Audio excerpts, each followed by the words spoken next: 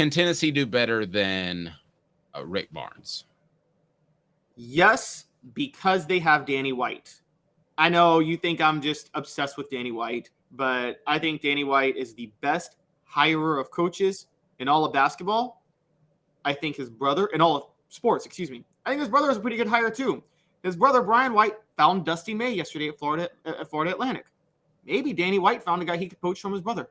And I mean, I'm just saying there is a lot of good coaches out there. And I think because if this were Philip Fulmer, if this were Dave Hart, if this were Mike Hamilton, if this were John Curry, gosh, there were a lot of Tennessee athletic directors the last 10 years. Tennessee coaches as well. Yeah, exactly. Heck, even if it were any of them, if it were Joan Cronin as the interim athletic director, and I got a lot of respect for Joan Cronin, but I'm just saying if there were any of them, I say keep Rick Barnes. I think Danny White is a special talent at finding and scouting coaches. He's a genius. And because of that, it's kind of like with the Packers and Aaron Rodgers. The only reason you trust the Packers to move on from Aaron Rodgers is because they actually have a track record of moving on from Hall of Fame quarterbacks and having success. So you trust them to do that. You wouldn't trust other schools to move on, other NFL teams to move on from Aaron Rodgers. I trust Danny White to be able to find somebody better than Rick Barnes. And let's point this out because everybody wants to be like, oh, great job, Rick Barnes, Sweet 16 run. Rick Barnes got to the Sweet 16 this year because of something I said at the start of the NCAA tournament. And as critical of as I was, I said this. Tennessee had the best matchup draw you could ever ask for in this tournament. They got to the Sweet 16. They even had another gift laid out for them to get to the Elite Eight, which was the number 1 seed Purdue Boilermakers lost in the first round. Tennessee had the red carpet to the Elite Eight, and they still couldn't get there. Caleb, you're so wrong. Oh, Lord. And here's why. This is the truth. Tennessee is a football school. And one of our posters, SC Scout guys, said, I think they could potentially do better by finding a small coach like a Nate Oates, et cetera, but I don't think Tennessee is a destination basketball job. He's right. And he said that I don't think that's the case of most of the schools in the SEC. He's right. So I don't think that Tennessee would do better if they went out and hired a coach. First of all, I don't want any of Nate Oates because I will take whatever Alabama run they make. I would take Tennessee and not getting in trouble and be involved in a shooting that leads to a murder. So I'll just go ahead and say that right now. I think the integrity of the program, especially when you're at a football school, means something. I think that's why you saw Nick Saban speak up and say something that matters in his recruiting. He doesn't want basketball players out there shooting people.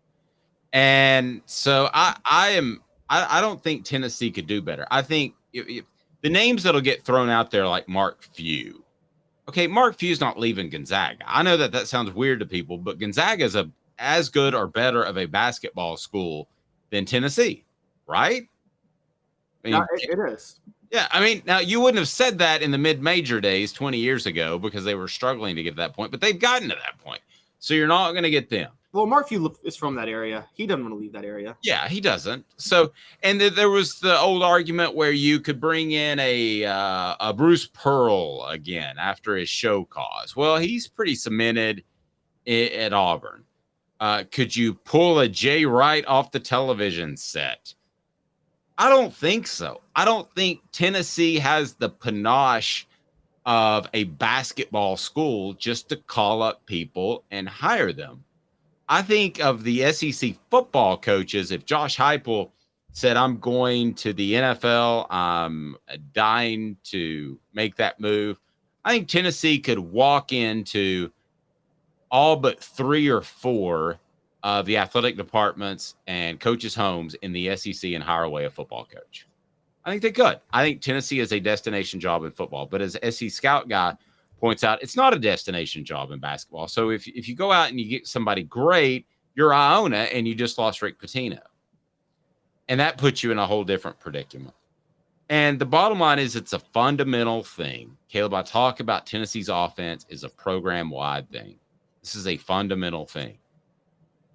Basketball coaches are never going to feel fully appreciated at Tennessee. I don't think you can do better than Rick Barnes, who has 700 wins and has made 1 Final Four and who has a Hall of Fame career. I don't think you can do better than Rick Barnes. Yeah, I think you can. You're the one who pointed out Tennessee should never settle because Tennessee has so many resources. I think but I slept since then.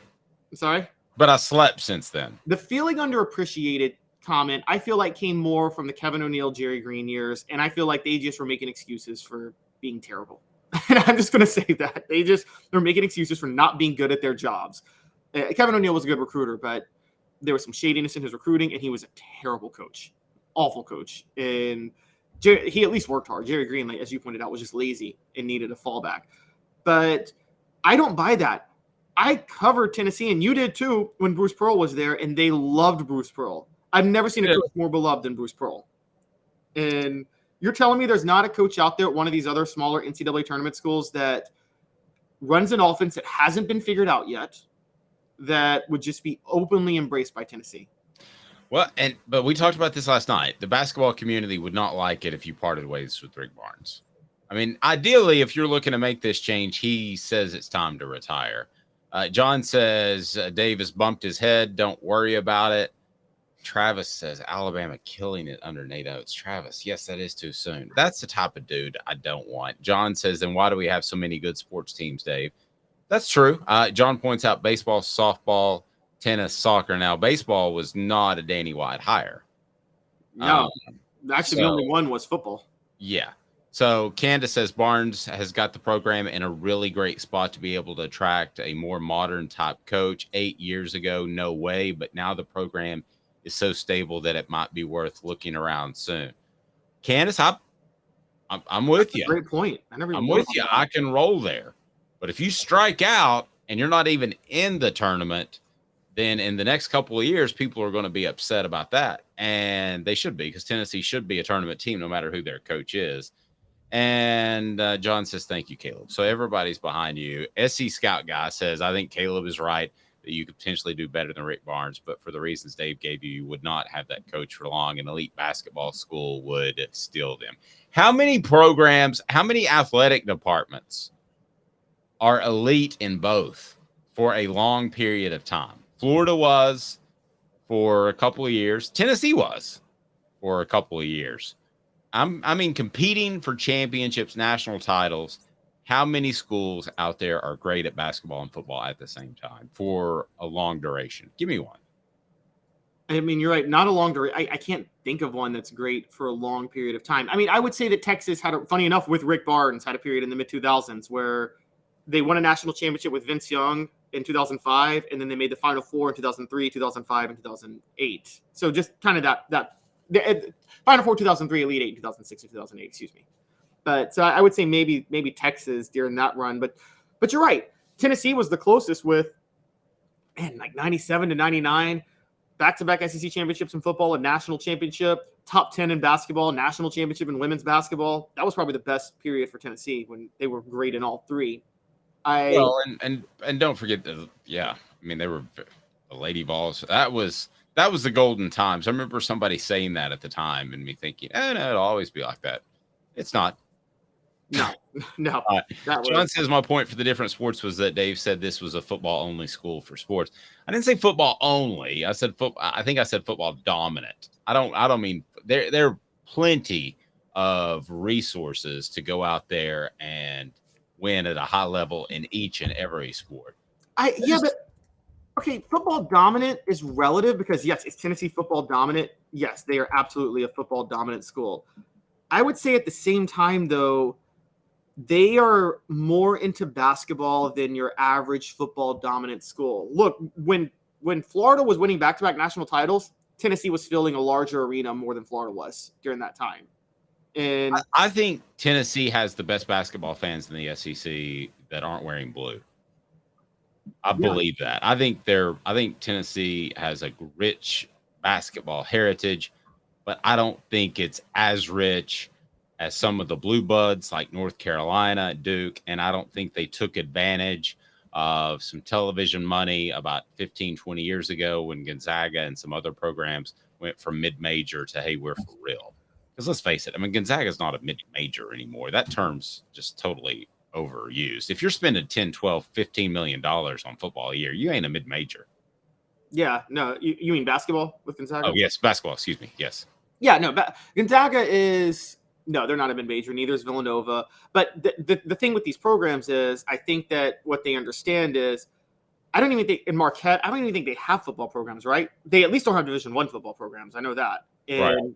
that because I know from the other angle, having covered Memphis sports for a long time, the Tigers, Tigers tried to have a Division I football program and wanted to be great in basketball. And Tommy West, when they fired Tommy West in football, Tommy West was like, either invest in the football program or do away with it, because there's no point in having a football program if you're not going to invest in it.